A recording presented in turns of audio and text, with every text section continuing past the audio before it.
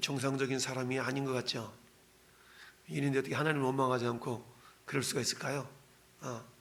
이 모습이 우리의 모습, 내 모습이라고 한번 생각해 보면, 자식이 10명 있는데 한날에 그냥 홀라당 다 집이 무너져 가지고 죽었다고 생각해 보세요. 하나님을 원망할 만하죠. 우리는 하나님 어찌하여, 왜 내가 무슨 죄를 지었길래, 막 이렇게 우리는 아마 원망하고 한탄하며 막 울부짖고 막 하나님 계시냐고 나와보라고 그러고 막 이럴 거예요. 근데 이 모든 일에 욥이 범죄하지 아니하고 하나님을 향하여 원망하지 아니하니라, 이렇게 고백했어요. 참 우리 12절, 여호와께서 사탄에게 이르되, 사탄이 등장을 해요. 너 어디서 뭐하다 왔냐? 예, 나 이것저것 다 돌아다니다 왔는데요. 그래? 그럼 내 종 욥을 주의하여 보았냐? 그처럼 순전하고 온전하고 정직하여 하나님을 경외하며 악에서 떠난 사람이 없거든 라고 하나님이 욥을 자랑하잖아요. 그랬더니 사탄이 뭐라고 또 하나님께 태클을 걸어요. 에이, 하나님 뒷배를 봐주니까 그런 거 아니에요. 뭔가 뒷배를 봐주셨으니까 그렇게 되는 거 아니겠어요? 그러더니 하나님께서 뭐라고 말씀하셔요? 주의 손을 펴서 그의 모든 소리를 한번 쳐보세요. 그러면 틀림없이 주를 향하여 욕하지 않겠나이까? 욕한다. 그러니까 10절에 그의 손으로 하는 바를 복되게 하사 그의 소물이 땅에 넘치게 하셨기 때문에 욥이 그렇게 하나님을 경외하고 순전하고 그런 거 아니겠어요? 이러고 있는 겁니다. 복되게 하다, 복주다, 바라크라는 단어인데요. 이 단어는 저 11절에 욕하다라는 단어도 바라크 같은 단어입니다. 희한하죠? 욕하다를 할 때도 바라크를 썼고, 하나님께서 복되게 하시다, 축복하다라는 그럴 때도 바라크를 썼고, 그러니까 축복과 저주는 한마디로 종이 한 장 차이라는 얘기죠. 이걸 제가 가끔 그런 얘기를 했죠. 여러분, 똑같은 위치에, 똑같은 장소에, 신앙의 장소에 서 있어요. 근데 한 사람은 하나님을 향하고 있고 한 사람은 세상을 향하고 있어요. 근데 겉으로 볼 때는 전부 다 우리가 예배당에 나오고 주일이면 와서 예배하고 예물도 드리고 이럴 수도 있다고요. 근데 하나님 보실 때 한 사람은 하나님을 향하는 사람일 수가 있고 한 사람은 세상을 향하는 사람일 수가 있다 라는 얘기죠. 오늘 여호와께서 사탄에게 이르시되, 네가 그의 소유물을 다 네 손에, 내가 그 소유물을 네 손에 다 맡길 테니까 네 마음대로 한번 해봐. 단지 욥의 몸에는 손대지 마, 이런 거죠. 그랬더니 지금 욥의 자녀들이, 그리고 욥의 재산이 홀라당 다 날아가고 빼앗기고 이런 것들은 결국 사단의 역사잖아요. 그러면 우리 이런 결과에 대해서 우리는 다 이미 알고 있으니까 하나님께서 이 사단 때문에 괜히 욥이 고생하고 있네, 우리는 알고 있잖아요. 알고 있으니까 그렇지만 우리는 생판 알지 못하는 어느 집안이, 오늘 새벽기도 때 얘기했죠? 새벽기도 때 뭔 얘기했습니까? 요 가까운 데 사는 어떤 건물주 아저씨가 70 먹었는데 갑자기 2달 뒤에 돌아가셨대. 이분은 아주 건강했고 평소에 앓던 병도 없었고 이랬대. 근데 이 양반이 2달 전에 70 먹은 양반이, 재산도 많은 양반이, 건물주가, 우리 요즘 초등학생들의 로망이 뭐예요? 초등학생들의 꿈은 건물주 되는 겁니다. 건물주. 건물주 되는 거예요. 그래서 이 70 먹은 양반이 자기가 뭐하는 재물 써보지도 못하고 하나님 오라 하니까 어때요? 하나도 못 가지고 가잖아요. 그냥 갔어. 이처럼 세상 사람 이해할 수 없잖아요. 왜 그 양반 오라고 그래서 하나님 데려갔을까? 가지고 있는 재산 좀 누려보다가 가게 있으면 너무 좋았을까? 근데 그렇지도 못하고 그냥 오라 그러니까 하나님 오라 그러니까 다 내려놓고 가야 되는 거 아니겠어요? 이해할 수 없는 일들이 우리 주변에는 많이 일어나더라. 우리 성경에도 역시 마찬가지. 우리는 이 스토리를 알고 있기 때문에 사단이 하나님께 허락받아가지고 욥을 지금 완전 그러고 있잖아요. 그리고 마지막 판에 하나님이 또 역전시켜줘가지고 욥의 재물들을 그냥 따블로 주시고 자식들 다시 또 훨씬 아름다운 10명, 3명의 딸과 7명의 아들을 다시 또 주셨잖아요. 이미 천국에 가 있는 10명의 자식들과 합치면 몇 명? 더블 배가 되는 그런 복을 받았어요. 그런데 이 상황만 우리가 살펴본다 그러면 이게 이해가 안 되잖아요. 어떻게 이해할 수 있습니까? 그리고 욥을 한번 생각해 보세요. 아니 어떻게 이런 상황인데 욥이 범죄치 아니하고 하나님을 원망하고 주신 이도 여호와시니 여호와 이름이 거두신 이도 여호와시오니 여호와 이름이 찬송을 받을지어다. 찬송하다 이 단어도 바라크라는 단어거든요. 그러니까 찬송하다, 영광 돌리다, 축복하다, 욕하다 이런 게 전부 다 바라크라는 단어인데 한마디로 말하면 종이 한 장 차이라는 얘기입니다. 우리가 똑같이 예배당에 있으면서 어떤 사람은 막 은혜 가운데 젖어 있을 수가 있지만 어떤 사람은 말씀 때문에 확 찔려가지고 마음이 확 상할 수가 있어요. 마음이 상할 수가 있어. 그렇다면 저희 여러분들은 어때요? 우리는 설교를 내가 마음에 맞는 내 마음에 내가 듣고 싶어하는 설교를 해줬으면 좋겠다라는 것이 인간의 본성이거든요. 그러니까 여러분이 듣고 싶은 설교, 뭔가 좀 따뜻한 그런 설교를 듣기를 원하지 맨날 세상 말로 들이까는 설교하고 이러면 사람들이 견디기가 어렵잖아요. 욥이 이런 상황을 보면서 과연 오늘 말씀의 제목 따릅시다. 환경을 통해 말씀하시는 하나님. 네, 환경을 통해 말씀하시는 하나님. 하나님은 우리가 지난 시간에 하나님은 기도를 통해서 말씀하신다고 그랬죠. 우리가 그냥 새벽 기도 때가 됐든 금요 기도 때는 막 외치기만 하고 쌩 가버리지 말고 때문에 잠잠하게 우리가 듣는 기도라는 말도 있잖아요. 우리 하나님께 부르짖었다면 조용히 묵상하는 가운데 내가 읽어본 성경 말씀이 나에게 이렇게 들려지는 생각나는 그걸 통해 주님께서는 어떻게 나에게 말씀하시는가 되돌아보기도 하고 불현듯 어떤 생각이 갑자기 떠오르기도 하고 하나님의 응답의 역사는 다양하니까 하나님은 기도를 통해 응답하시기도 하시고 우리에게 말씀하신다. 성경 말씀을 통해 하나님은 말씀하신다. 하나님은 성령을 통해 말씀하신다. 하나님은 다양한 방법으로 말씀하신다. 오늘 하나님은 환경을 통해서도 말씀하시더라.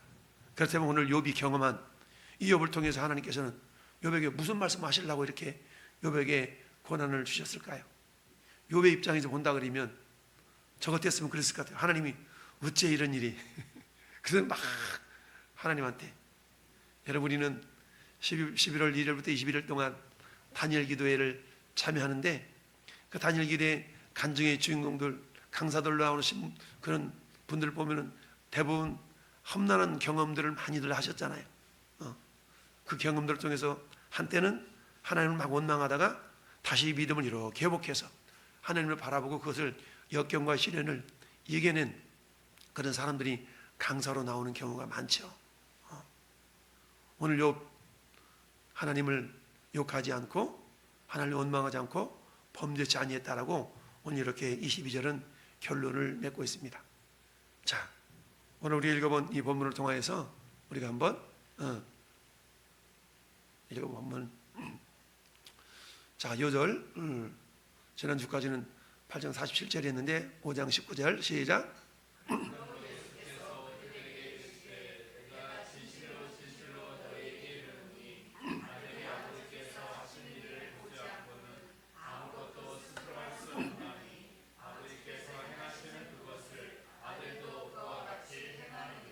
아멘. 자, 예수님이 바리새인들이 예수님 자꾸 댓글 걸 때 그렇게 말씀하셨죠.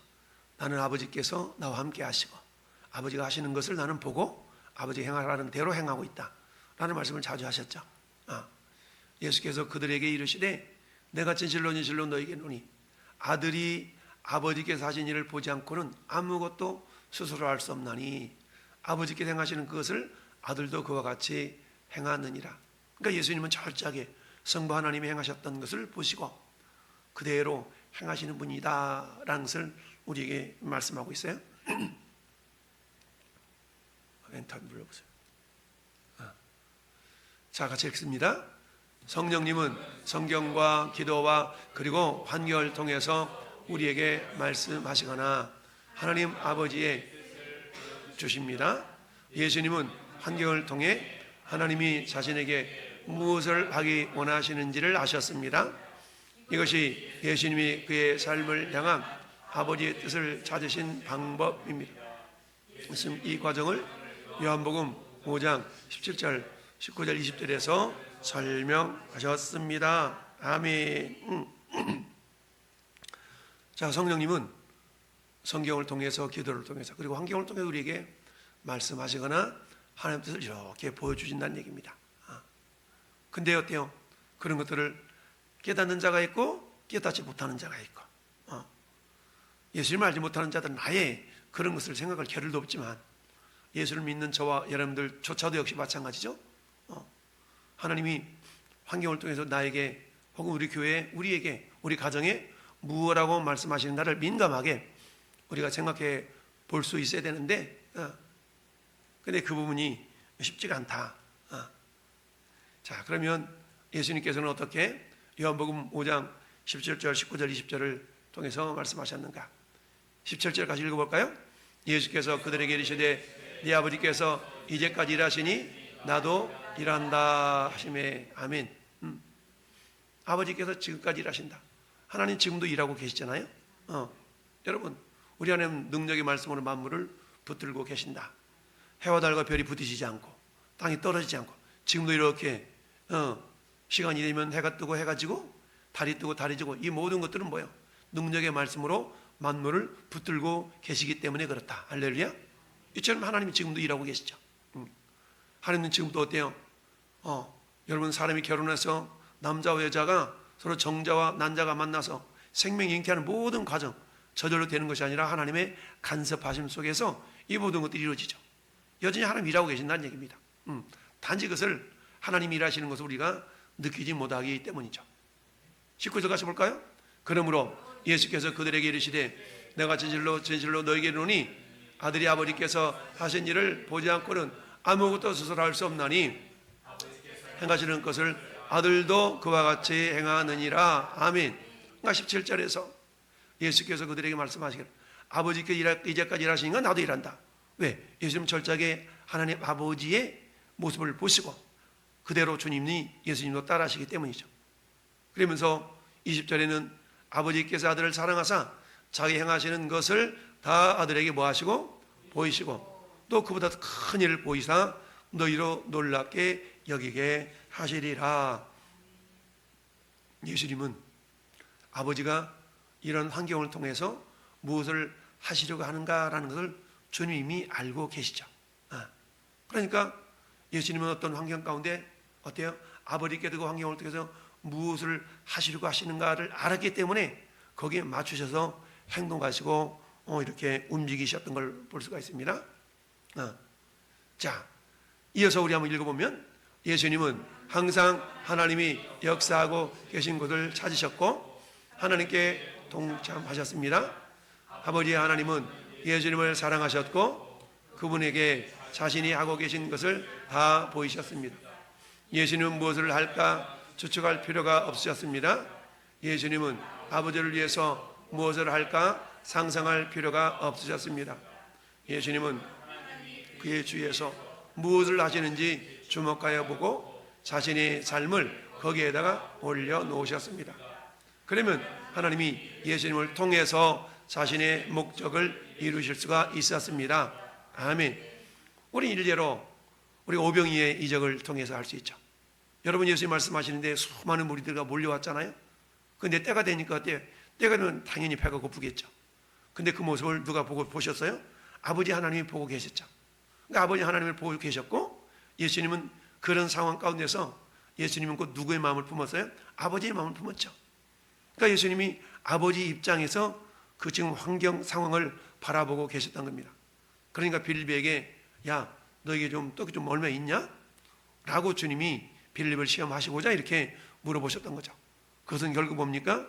성부 하나님께서 많은 무리들이 굶어서 기진맥진하지 않도록 하시게 한 그런 마음을 아버지 하나님은 가지고 계셨고 그 마음을 아셨던 예수님도 그 아버지 마음에 맞추어서 당신의 뜻을 이루어 가셨던 겁니다. 자, 하나님의 관점으로 환경을 바라봐야 된다라는 것을 지금 말씀하고 있는데, 자, 오늘 우리 읽어본 욥, 자, 같이 읽어볼까요? 욥은 나쁘게 보이는 경험을 가진 사람입니다. 그는 그의 전 재산을 빼앗겼을 때, 자녀를 잃었을 때, 그의 온몸에 악창이 났을 때 무슨 일이 일어나고 있는지 이해하지. 그는 그의 환경을 이해하기 위해서 안간힘을 썼습니다. 그는 하나님의 관점에서 무슨 일이 일어나고 있는지 알지 못했습니다. 또한 욥이 마지막 장에서 볼 수 있듯이 하나님께서 그의 재산과 자녀와 건강을 되돌려 줄 것에 대해서도 알지 못했습니다. 아멘. 자, 오늘 말씀의 핵심은 뭐냐? 환경을 통해서 하나님은 말씀하시는데요. 근데 환경이 어떤 상황으로 이렇게 변한다 할지라도 우리가 가져야 될 그런 마음이 있는데, 그건 뭐냐? 하나님의 관점으로 환경을 바라봐야 된다는 얘기죠. 자, 욥이 이런 고난을 당하니까 새 친구들이 찾아왔잖아요. 새 친구들이 찾아와서 어떻게 하겠습니까? 마치 새 친구들은 하나님의 관점으로 이 욥을 바라보는 것처럼 얘기를 했지만 실상은 그들이 바라보는 그 관점 자체가 틀린 것이었던 걸 나중에 알게 되죠. 그러니까 하나님의 관점으로 환경을 바라볼 수 있어야 된다. 하나님 왜 이러게 해요? 왜 이러게 해요? 이렇게 하나님을 원망할 수도 있지만 한 걸음 더 나아가서, 한 걸음 더 나아가서, 그래, 하나님이 도대체 무슨 목적을 가지고, 하나님 도대체 어떤 뜻을 품기 위해서 무엇을 이루기 위해서 이렇게 하셨지? 라고 하나님의 관점에서 바라볼 수 있어야 된다라는 얘기죠.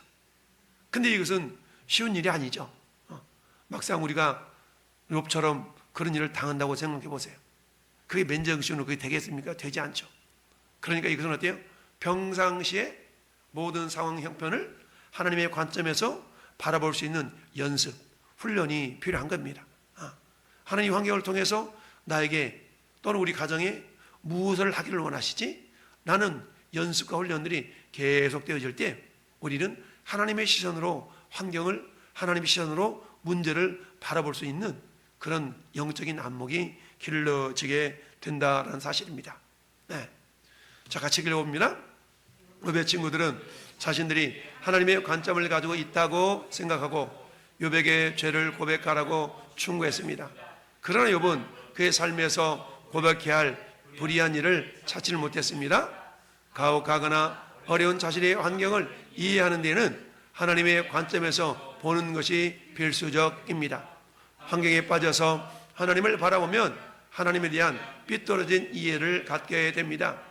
이럴 때는 먼저 하나님께로 나아가서 자신의 환경을 하나님의 관점에서 보게 해달라고 기도해야 합니다. 그리고 하나님의 마음을 가지고 환경을 되돌아봐야 합니다. 아멘. 그렇습니다. 여러분, 어떤 역경과 시련이 나에게 다가오면 내가 뭔 잘못했나? 그런 생각을 가질 수가 있고요. 둘째는 좀 심각하면 하나님께 따지잖아요. 하나님 뭔 일이래요? 왜 그러시는데요? 하나님 제가 뭘 잘못했는데요? 라고 하나님에 대해서 우리가 항변하는 경우가 많이 있죠. 근데 오늘 욥은 그렇게 하나님께 따지지 않았죠. 그러면서 어때요? 알 수는 없지만 그 주변에 있는 친구들이 계속적으로 너가 죄가 있으니까 그렇지, 너 회개해, 잘못했잖아, 회개해. 근데 욥은 돌아볼 때마다, 자기 자신을 돌아볼 때마다 이와 같은 엄청난 재앙이 임하는 그 같은 근거를 제공할 만한, 빌미를 제공할 만한 그런 잘못을 한 적이 없거든요. 그러니까 계속적으로 자기 변론을 하잖아요. 그러면서 그런 가운데서 있는데, 마찬가지로 오늘 이 시대를 살아가는 저와 여러분들도 크게 다를 바가 없다라는 얘기입니다. 가혹하거나 어려운 자신의 환경을 이해하는 데는 하나님의 관점에서 바라볼 수 있는 눈이 우리에게 있어야 된다라는 얘기죠. 하나님의 관점에서. 여러분 열심히 준비하고 열심히 공부했어요. 근데 어때요? 시험에서 떨어졌어. 이를테면 취업 준비를 하는데 정말 이번엔 될 것 같았는데 또 떨어졌어. 이것이 계속 거듭되다 보면 어때요? 사람이 기진하고 그야말로 낙심할 수가 있잖아요. 그런다 할지라도 우리는 어때요? 그런 과정 속이라 할지라도 하나님의 관점에서 그 환경을 바라볼 수 있는 연습과 훈련이 되어질 수 있어야 된다라는 얘기죠. 그래서 하나님의 마음으로, 하나님의 관심으로, 하나님의 관점으로 세상을 바라보는, 환경을 바라보는 그런 연습이 되어지다 보면 우리는 어떤 상황 속에서 오늘 욥이 했던 것처럼 여호와의 이름이 찬송을 받으실지로다. 야, 너 미쳤어? 그 가운데서 감사가 나오냐? 너 미쳤어? 그 가운데 감사가 나와? 우리 이런 소리를 들을 수가 있죠. 그래도 알 수 없지만 하나님은 선하신 분이야. 하나님 틀림없이 우리 하나님은 우리를 위해 십자가 못 박혀 죽으셨잖아. 그 아들이 우리를 위해서 피 흘려 죽으셨는데 까짓 거 이런 것쯤이야 라고 하면서 어때요? 난 이해할 수 없지만 하나님 이런 상황을 통해서 뭔가 하나님 뜻이 있는 것 같아. 나는 그 뜻을 알 수 없지만 그래서 내가 지금 기도하고 있는 거야 라고 하나님의 관점에서 문제를 바라볼 수 있는 그런 힘들을 우리가 길러낼 수 있어야 된다. 그럴 때 오늘 욥이 고백했던 것처럼 범죄하지 아니하고 하나님 향하고 원망하지 아니하고 오히려 찬송을 하나님께 올려드릴 수 있는 그런 믿음의 사람이 될 수가 있습니다. 여러분 이런 모습들을 세상 사람들이 바라볼 때 이해할 수 있어요? 아니요. 믿음이 연약한 사람들 이해할 수 없어요. 여러분 우리 잘 아는 손양은 목사님에 대해서 우리는 잘 알고 있어요. 두 아들이 정말 공산당에게 무참히 죽임을 당했을 때 그 공산당을 어때요? 오히려 자기 양자 삼아가지고 그럴 수가 있겠어요? 그것은 하나님의 사랑이 아니고서는 할 수 없는 거 아닙니까? 그래서 사랑의 원조당이라는 별명이 붙을 정도까지 그런 어떤 목사님 모습을 우리가 보게 됩니다. 자, 환경이 혼란스러울 때 우리는 어떻게 되나? 우리 그렇잖아요. 정말 왜 나에게 이런 환경이, 이런 어려운 현실이 나에게 주어지지? 닥치지? 나는 그런 내가 이해할 수 없는 그런 환경이 맞닥뜨릴 때 우리가 가져야 될 자세를 우리는 어떻게 해야 될 것인가? 7가지를 한번 살펴보는데 첫 번째 읽어봅니다. 시작.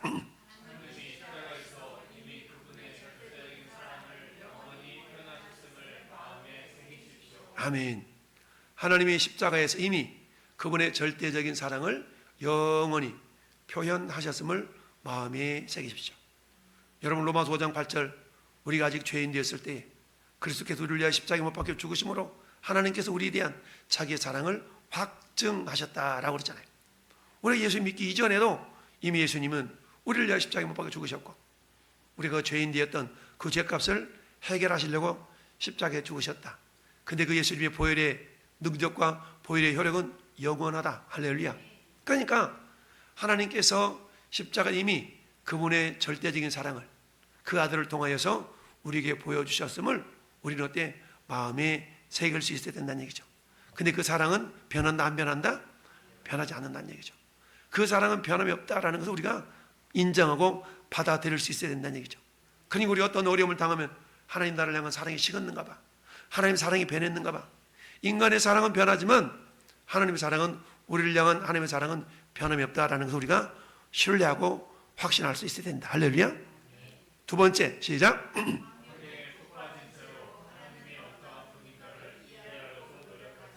네. 환경에 푹 빠져서 하나님이 어떤 분인가를 이해하려고 도대체 하나님은 어떤 일이 있을까? 그러려고 그러지 말라는 얘기죠. 오히려 거꾸로 3번 시작.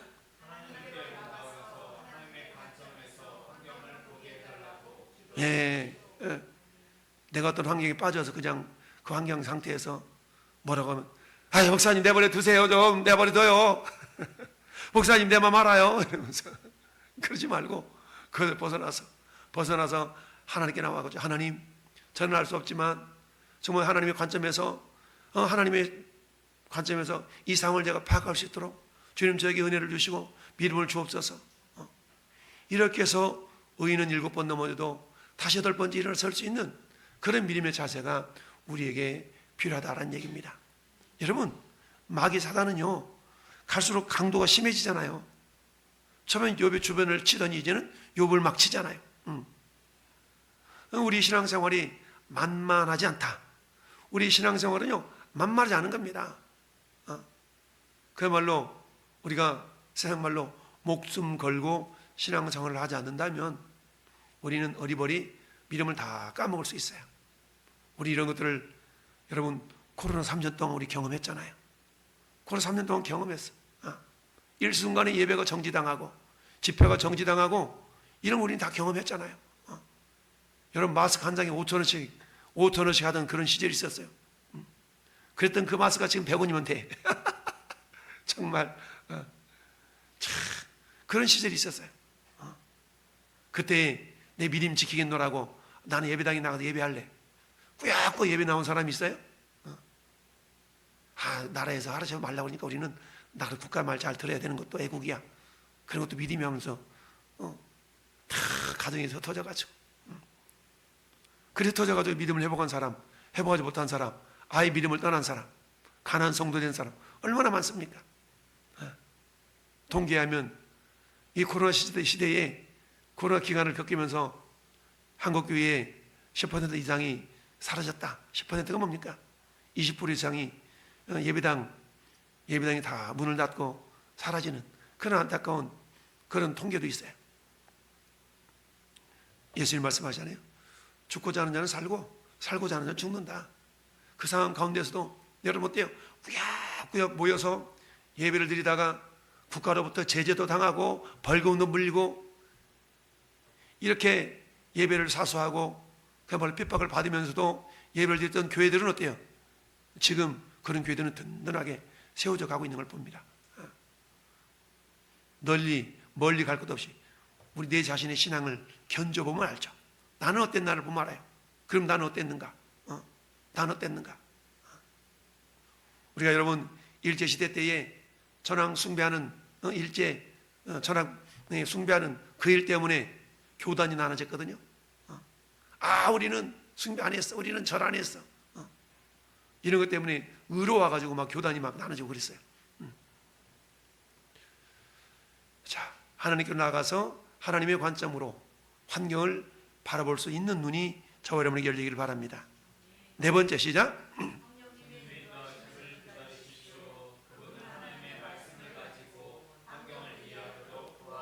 그렇습니다. 여러분 우리는 말씀과 기도와 성령 뗄래 뗄 수 없다고 그랬죠? 성령은 들이댔다 파서도 안 되고 그만큼 기도하는 가운데 성령을 봐야 되겠고 기도하면서 성령의 도우심을 성령의 조명을 받고 성경을 읽어야 되겠고 그래서 말씀과 기도와 성령은 떨어질래야 떨어질 수가 없다. 그러니 어떤 어려움 속에도 우리는 어때요? 잠잠하니 하나님 마음을 품고 성령의 인도하심을 이렇게 기다릴 줄 아는 그런 인내가 우리에게 필요하다. 렌트 해보세요. 다섯 번째 시작. 당신의 삶의 초점을 하나님께 맞추십시오. 당신의 환경을 통해 하나님이 하고 계시다고 생각되는 일에 당신의 삶의 초점을 맞추십시오. 예, 그렇죠. 당신 삶의 초점을 하나님께 맞추라. 우리는 어때요? 환경에 지배를 받는 동물이라고 그러잖아요. 내 삶의 내 환경 가운데 어떤 일이 발생했을 때 그 환경에 빠져가지고 하나님을 원망한 그런 존재가 아니라 하나님의 관점에서 하나님 마음을 품고 이 환경을 이해하려고 하는 그런 모습들이 필요하다고 그랬죠. 그런 어때요? 우리 초점을 하나님께 맞추고 우리의 환경을 통해서 하나님이 무슨 일을 하고 계시지? 라는 것이 느껴진다면 그 일에 내 마음을 이렇게 내 일정을 조정할 수 있어야 된다라는 얘기입니다. 내 일정을 조정해야 돼. 여섯 번째 읽습니다. 하나님이 당신에게 하라고 말씀하시는 모든 일을 하십시오. 아멘. 그리고 하나님이 우리에게 요구하는 일이 있죠. 그 요구하는 것들을 어떻게 겸손하게 순종해 보는 겁니다. 그리고 일곱 번째 시작. 하나님이 당신의 인생에서 당신을 통해서 그분의 목적을 이루실 것을 경험하십시오. 그렇습니다. 그럴 때 비로소 하나님을 경험하는 거죠. 여러분 우리 믿음의 성장은 뭡니까? 말씀을 경험하면서 말씀을 경험하는 것은 하나님을 경험하는 거거든요. 말씀을 경험하면서 우리 믿음이 자라는 거예요. 그렇다고 하면 어때요? 하나님은 환경을 통해서도 말씀하신다고 그랬어요? 우리가 어떤 환경이 주어졌을 때 나에게 때로는 어떤 환경 속에서 어려움과 시련이 이렇게 닥쳐졌을 때 우리는 어때요? 하나님 왜 이러세요? 라고 하는 것이 아니라 하나님의 관점에서 하나님이 고난을 통해서 나에게 무엇을 원하시지? 라는 마음을 품고 항상 우리가 환경을 이렇게 내려다볼 수 있는 하나님 입장에서 환경을 해석할 수 있는 그런 마음가짐이 절대적으로 필요하다라는 얘기입니다. 여러분 오늘 욥 기사를 보면서 우리는 어때요? 그 상황과 문제를 이렇게 바깥에서 욥을 이 환경을 바라보니까 하나님은 이 마귀 사단의 시험을 지금 하나님께서는 욥을 통해서 주긴 하셨지만 욥이 그걸 이겨낼 줄 믿고 그걸 허락하셨구나. 그리고는 나중에는 하나님이 갑절의 은혜를, 갑절의 축복을 주셨구나 라는 것을 우리가 알 수가 있지 않습니까? 그렇기 때문에 하나님은 이 욥을 자랑하는 자가 됐잖아요. 욥을 자랑하는 자. 오늘도 하나님은 내가 누구를 자랑할까? 하나님이 자랑하고 싶은 사람. 할렐루야. 여러분, 하나님이 자랑하고 싶은 사람은 그런저런 그냥 대충 믿는 믿음의 사람을 보면서 야, 내 사랑하는 우리 김집사 봐라, 이 집사 봐라, 내 그 사랑하는 저 김집사 믿음을 받느냐? 라고 그러지 않을 것 같아요. 뭔가 서두에 말씀드렸던 것처럼 정말 코로나 시련 가운데서도 묵묵하게 어려움 속에서 믿음을 지켜내려고 발부둥치며 몸짓하는, 몸부림치는 그런 믿음을 보시면서 마치 네가 적은 믿음을 가지고서도 내 말씀을, 내 믿음을 배발 안 하겠구나 라는 계시록의 말씀들처럼 오늘도 하나님은 당신의 마음에 흡족한, 당신의 마음을 만도시켜 줄 수 있는 그런 어떤 믿음의 사람들을 찾고 계신 줄 믿습니다. 자, 그렇다면 오늘 결론을 보겠습니다. 오늘 환경을 통해서 말씀하신 하나님은, 자, 첫째 시작.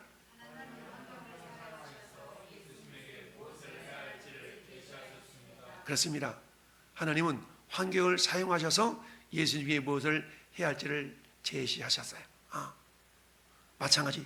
그렇다면 그 하나님은 오늘 이 시대에 환경을 통해 우리에게 무엇을 해야 될지를 또한 우리에게 계시해 주신 줄 믿습니다. 그러면서 어때요? 기도하는 가운데 주님, 이 환경을 통해서 제가 무엇 하기를 원하십니까? 라고 우리가 기도하는 그 기도가 절대적으로 필요하다. 두 번째,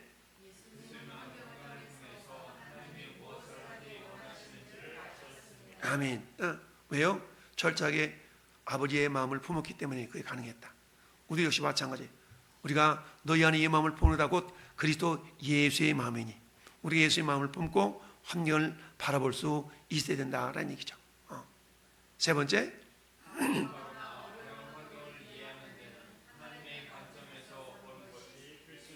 그렇습니다. 우리가 문제에 빠져서, 우리가 문제에 휩싸여서 하나님 뜻을 헤아리기보다는 문제를 가지고 하나님을 원망하거나 하나님을 따지거나 믿음을 저버리거나 이런 식으로 우리가 자칫하면 나아갈 수가 있거든요. 이게 마귀가 원하는 것이죠. 그 하나님이 원하시는 건 뭡니까? 우리가 고린도전서 10장 12절 13절의 말씀처럼 선줄로 생각하는 자는 넘어지가 주의하라. 사람이 감당할 시험 밖에는 너에게 당한 것이 없나니 하나님 미쁘사 너희가 시험 당을 허락지 아니하시지만 그러나 시험 당할 즈음에 피할 길을 내사 너희로 능히 감당해 하신다. 여러분 스스로가 나 이게 시험거리인데, 나 이게 시험거리인데 라고 느껴지는 어떤 것이 할지라도 하나님의 시험을 통하여 내 믿음을 더욱더 연단시켜서 장성한 믿음으로 나를 이끌어 가시는 거라고 우리가 받아들일 수 있어야 된다는 얘기죠.